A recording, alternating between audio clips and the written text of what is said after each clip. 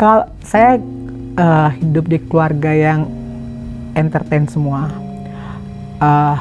Ibu saya adalah seorang artis lawas, dan kalau di googling juga saya pernah waktu saya masih SD saya pernah main film layar lebar, bisa dilihat judulnya si Pandir. Itu saya peran utama ciliknya. Dan waktu ketika saya SMA saya ikut di sebuah lomba di sebuah majalah. Nama majalahnya Aneka Yes. Di situ saya finalis dan sama beberapa model yang sekarang ada jadi presenter, jadi artis sekarang ada teman-teman saya itu. Nah dari situ saya kenal. Akhirnya saya kenal sebuah model namanya namanya FC. Akhirnya model ini juga model yang istilahnya model nakal, model yang dia seperti kayak nggak nikah tapi dia disimpenan seperti itu.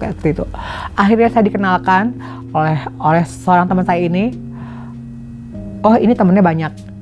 Kalau mau Mas kan suka mengentertain teman-teman Mas butuh artis cantik, temennya banyak, dia bilang gitu. Berawal dari situ, dari sekedar ngobrol, oh kamu punya temen ya, ini ya, oh iya Mas gini. Emang ini bisa nggak sih? Coba ya aku tanyain gitu. Akhirnya dari mencoba-coba aku tanya mereka, oh dia bisa, dia mau. Akhirnya klik dari satu, dan ternyata klien itu puas dengan kinerja aku. Oh dia langsung kayak nge-report ke teman-temannya. Oh ini bisa untuk lu entertain, untuk lu ada namanya kita dalam bisnis apapun. Saya juga beberapa kali syuting, setiap bisnis itu prostitusi online pasti diselipkan. Dalam bisnis kita mau entertain, mau bisnis apapun, ada itu di situ. Ya saya jalani memang seperti itu gitu. Jadi ya berawal dari situ semuanya. Mas dulu pas pertama kali maksudnya jadi mucikari kayak gini, pernah kepikiran nggak sih akan bentrok sama hukum gitu? Tidak pernah karena saya pikir saya sangat privasi gitu. Saya sangat safe, saya sangat secure. Saya nggak pernah bermusuhan sama orang. Saya nggak pernah jahat sama orang. Tapi itulah namanya hidup. Pasti semua ada roda berputar. Semua pasti ada teguran. Mungkin memang saya nggak jahat sama teman-teman saya, tapi saya balik lagi saya lupa keluarga. Mungkin Tuhan mengingatkan, lo harus ingat sama keluarga gitu. Jadi suatu saat saya punya teman bilang, saya punya klien, kalau dia bukan teman saya yang saya percaya, saya nggak akan pernah mau untuk menerima job saya yang ketangkap ini. Nah, Kak, pas zamannya kakak dari 10 ya kurang lebih 10 tahun. Kurang lebih 100, ada kurang lebih ya, gitu. Ada beberapa bintang sabun. Ada beberapa artis lawas, ada. Artis lawas bahkan. Artis yang itu maksudnya artis yang sudah berumur. Iya, udah nggak muda. Iya, ada. Itu masih main. Masih. Alasannya karena dia udah kurang job. Aku dengar dia sebelum aku pun bergelut itu dia sudah bisa, sudah jalan, sudah begitu. Jadi ya saya bilang ya memang bisa gitu, memang dia menerima side job gitu. Paling mahal case yang pernah kakak lakukan, paling mahal tarifnya berapa?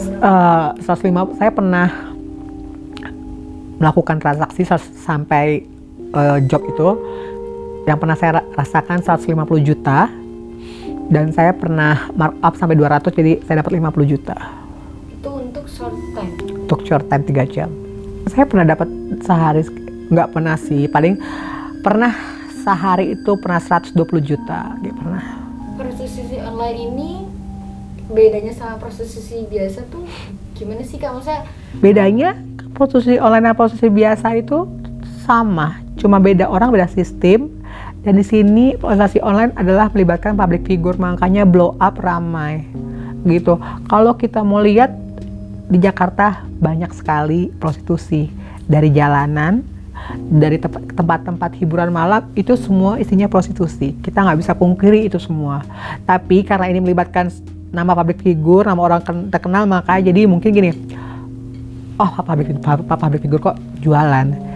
Itu yang ramai, apalagi netizen di Indonesia ini, di Jakarta ini paling demen nih berita-berita kayak gini gitu. Prostitusi artis, apalah, kok seorang artis jualan, itulah jadi sumber berita seperti itu. Tapi ada nggak sih Kak artis yang image-nya tuh innocent banget gitu? Baik-baik banget. Ada beberapa artis seperti itu yang orang nggak tahu tapi ternyata jalan gitu. Waktu di case saya kenal FA, tapi saya nggak tahu dia jalan. Nah, setelah berhenti pekerjaan ini selama kurang lebih 3 tahun ini saya berhenti, saya maksud saya nggak menginjak dunia itu, tapi mungkin masih ada berteman dengan orang-orang seperti itu. Teman-teman saya nggak menjauhi teman-teman seperti itu, tapi mereka tahu saya udah nggak bekerja. Saya pernah dengar selintingan nama-nama itu, nama saudari FA dengan harga-harganya. Jadi ketika ada case ini keluar, saya udah nggak kaget. Oh, saya bisa bilang oh gitu, karena saya sudah dengar selintingan gitu. Beberapa tahun bergelut di dunia ini, bisa ngebaca nggak sih Kak, mana nih misalnya ngeliat artis di TV, misalnya itu bukan klien, bukan di bawah Kakak, artis ini kayaknya ikut side job ini nih, maksudnya bisa nggak sih ngebaca si artis nih ikut ini, si artis nih nggak ikut ini? Enggak. Wah. Setelah saya biasa tuh setelah ngobrol, setelah ketemu, setelah kita bergaul gitu, baru tahu ini, oh ini. Karena kalau semua di TV itu semua acting, mereka peran, jadi mereka bisa memainkan peran mereka sih. Ada nggak sih Kak artis yang saking sedikitnya nih tawaran job justru lebih banyak tawaran hidupnya, malah jadi kayak full time gitu? Ada beberapa artis kayak gitu. Artis yang seputar gitu. Ada juga, pernah ada beberapa yang punya nama yang saya tahu dulu ya, ketika saya masih menggeluti bidang ini ya, ada. Apa yang pengen Kakak sampaikan buat orang-orang yang masih bekerja atau justru malah kayak terlena gitu ya jadi mucikari? Apa yang pengen Kakak sampaikan? Apa ya, kayak saya mau menyampaikannya gini, saya nggak mau menggurui, saya nggak menggurui teman-teman atau nggak menggurui adik-adik saya, Robi Abbas yang lain, karena saya dekat dengan mereka juga dekat dengan saya. Sometimes gitu, mereka saya tahu nih pekerjaan mereka sama seperti saya, maksudnya pendatang baru mucikari, mereka nggak segan untuk membantu saya dalam finansial, karena mereka tahu saya sudah nggak bekerja gini, atau mungkin dulunya saya sering bantu mereka, mungkin itulah namanya kebaikan, dibahasakan kebaikan gitu. Jadi saya nggak mau ngejar mereka suruh berhenti atau apa, gini aja. Kalian sudah dewasa, kalian sudah tahu apa yang kalian lakukan, kalian sudah tahu efek jerahnya seperti saya pernah cerita. Saya nggak mau bercerita soal maksudnya jelekan kalian, karena itu urusan kalian sama Tuhan. Saya juga dulu seperti itu. Saya nggak pernah mendengar orang lain, apalagi keluarga saya nggak pernah dengar. Karena saya menikmati hidup saya waktu seperti kalian sekarang. Jadi sebelum semua terlambat, kalian sudah dewasa untuk berpikir gimana harus menjalani, harus bersikap dengan hidup kalian, gitu aja.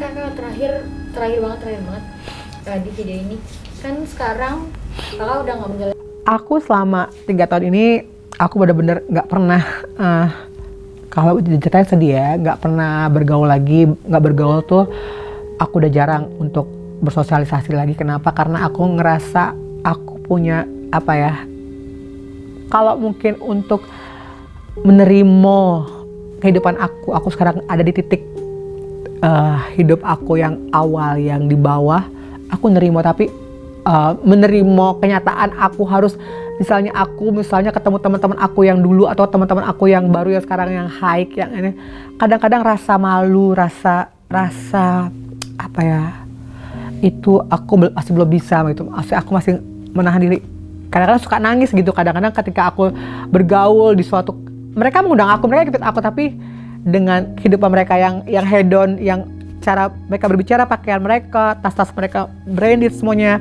Tapi ada aku timbul di situ satu, aku ngerasa, oh, lu bukan ada di sini lagi, Bi. Lu udah bukan di sini tempat lu ini lagi gitu. Jadi kadang aku jadi tapi nangis, kenapa Kak? Nggak apa-apa. Susah memang rasanya. Apapun susah. Tapi harus dicoba, pasti lu bisa. Kalau nggak akan coba nggak akan bisa, walaupun rasanya susah. Dan berkah ya Kak, berkah restu orang tua. Sangat berkah gitu. Waktu gue sakit aja gue sempat bilang, mah kalau aku nanti ini Tuhan ngasih hidup lagi nih, pengen deket mama aja deh gitu. Pengen nggak nyanyain waktu. Akhirnya alhamdulillah sekarang walaupun masih sering check up berobat gitu, aku sakit, makanya aku sekarang badanku kurus banget, aku sakit gitu, semua orang tahu kok.